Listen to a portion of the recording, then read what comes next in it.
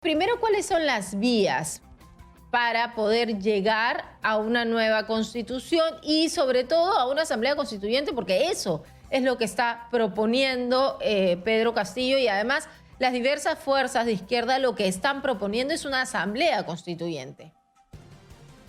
Bueno, lo que pasa es que acá hay una confusión de lo que significa el poder constituido. El poder constituido es todo lo que existe. El poder constituyente es un poder de excepción, ¿no? Y ese poder de excepción se convoca, existe, aparece, y no se le pregunta a la gente si existe o no existe, porque en realidad, bajo esa posibilidad, cada cierto tiempo podría desarrollar ante una posibilidad de insatisfacción las convocatorias de asamblea constituyente, y haríamos que la Constitución pues no sirva para mucho, para lo que fue pensado.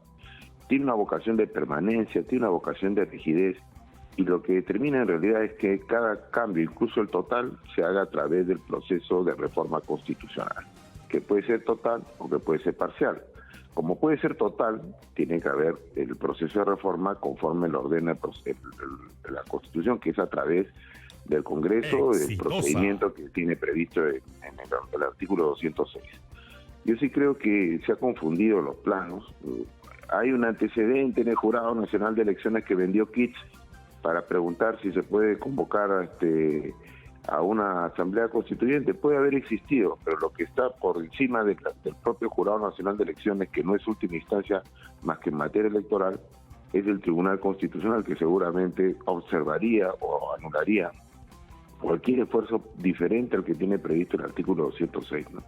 ¿Y cuál es la metodología que dice este artículo justamente desde el Congreso? ¿Cómo sería el procedimiento en el Congreso para una modificación, sea parcial o sea total, de la Constitución? Como lo que se está debatiendo, tiene que haber dos legislaturas, el producto que salga, además, y eso es lo importante que hay que advertir, que lo bueno de hacer un procedimiento como ahora, o que se está haciendo para, por ejemplo, poner la bicameralidad, donde yo tengo mis dudas por la forma de que se está haciendo de haber partido una legislatura en dos. Eso a mí eso no sale dos legislaturas, eso salen dos mitades, pero no salen dos legislaturas. Me parece que por ahí hay un problema técnico.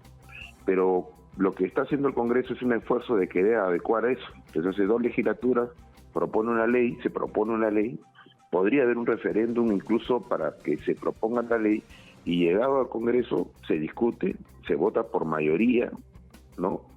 Si alcanza la mayoría calificada, se vuelve a una legislatura o se va a un referéndum. Y si se aprueba por referéndum o se aprueba en la segunda legislatura, hay la reforma total. Pero ¿cuál es la ventaja de eso? Pero un ratito, Joseph, antes de avanzar. Aquí se aprobaría el hecho de hacer una nueva constitución. O sea, primero tiene que haber un proyecto de ley o tiene que haber una propuesta en el Congreso para aprobar a través de dos legislaturas o a través de una legislatura y referéndum para aprobar el hecho de hacer una nueva constitución, o ya directamente se ve el contenido de las modificaciones. Debería verse el contenido de las modificaciones. Directamente. Sí, porque lo que previene como posibilidad a la propia Constitución es no habla de nueva asamblea constituyente. Las asambleas constituyentes se convocan políticamente, no se hacen jurídicamente.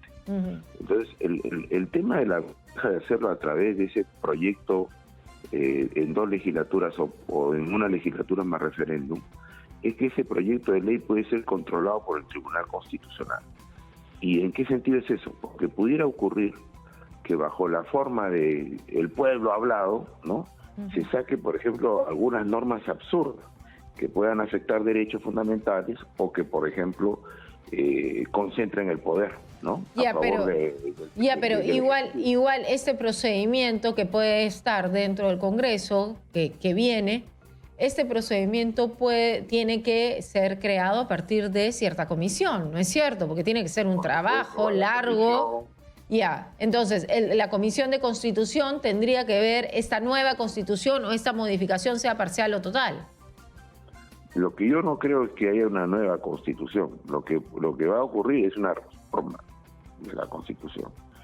E insisto, ¿no? La ventaja de este procedimiento, que comienza en comisiones, se va al pleno, se aprueba por mayoría calificada, o sea, por más de 87 votos, y luego va a referéndum o va a la nueva aprobación, ¿no? Con nueva mayoría calificada. Eso puede ser controlado si, por ejemplo, aparece que en las normas el presidente puede hacer todo, ¿no? Por ejemplo, ¿no?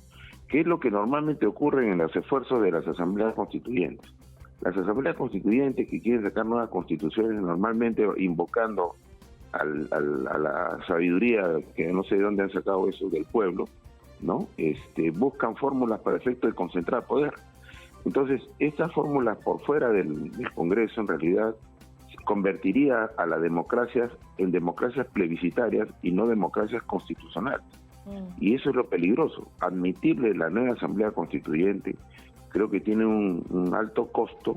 Pero sí hay una fórmula legal para sí hacer una nueva Constitución o hacer una modificación a través de una... Pero no existía en Chile y se ha podido hacer. Porque hubo una manifestación que no existe ahora. Lo que pasa es que el señor Bermejo y el señor Castillo han establecido una sinonimia entre el resultado electoral y que el pueblo ha querido. Bueno, por lo menos la mitad no quiere o no se sabe, ¿no? Y el 50% suyo tampoco se sabe si ha votado para que haya una nueva constituyente. Entonces, uno no puede establecer conclusiones de ese resultado electoral. El que lo proponga, eso no es ningún problema, pero que se someta al proceso que está establecido en la Constitución. Por fuera de eso, me parece que es inconstitucional y convertiríamos nuevamente, insisto, en que cada cierto tiempo, invocando al pueblo, vamos a tener nuevas constituciones. Y eso no es el temperamento. Claro, pero por ejemplo, el tema de las firmas que se quiere recolectar, a partir justamente de Bermejo, del congresista electo, ¿qué quiere hacer esta campaña de recolección de firmas? ¿Para qué quiere hacer esta campaña? Para poder ir a un referéndum y que la gente elija si es que quiere o no quiere una asamblea constituyente. Exitosa. Es que el problema no se trata de eso. Por ejemplo, si ahorita tú le preguntaras a la gente, a ver, que un impopular lo metamos preso, hagamos un referéndum para lograr que el fulano de tal entre preso de por vida. Imaginemos que una pregunta sea absurda. ¿Vas a tener 3 millones de firmas? ¿Eso significa que esté bien? No está bien. Entonces lo importante es comprender que la Constitución es el derecho de los límites. Y como tal, hay cosas que puedes hacer y hay cosas que no puedes hacer. Y si quieres hacer como en Chile, tiene que pasar lo que pasó en Chile. Aquí no está pasando eso. No nos confundamos, no es lo mismo, ¿no? Aquí hay que buscar que la Constitución sea una norma fundamental que no esté sometida al vapuleo de lo popular, entre comillas, salvo que ocurra, insisto, aparezca el poder constituyente en situaciones como la que hemos visto en Chile, por ejemplo. Ese es el mejor ejemplo. No ha ocurrido al revés. Que haya una revuelta de esas dimensiones en nuestro país pidiendo una nueva constitución. Ese es el sentido político, que ocurra una expresión de fuerza, no necesariamente violenta, pero de fuerza, para efecto de que se diga, oye, sí, pero eso no está ocurriendo. Acá se está creando en el discurso. Miren, recuerden que el cambio de constitución es una propuesta de Ollantumala, de Alan García, y no pasó. Entonces habría que tener un sentido más responsable del uso y no encontrar ni fetichizar a la Constitución.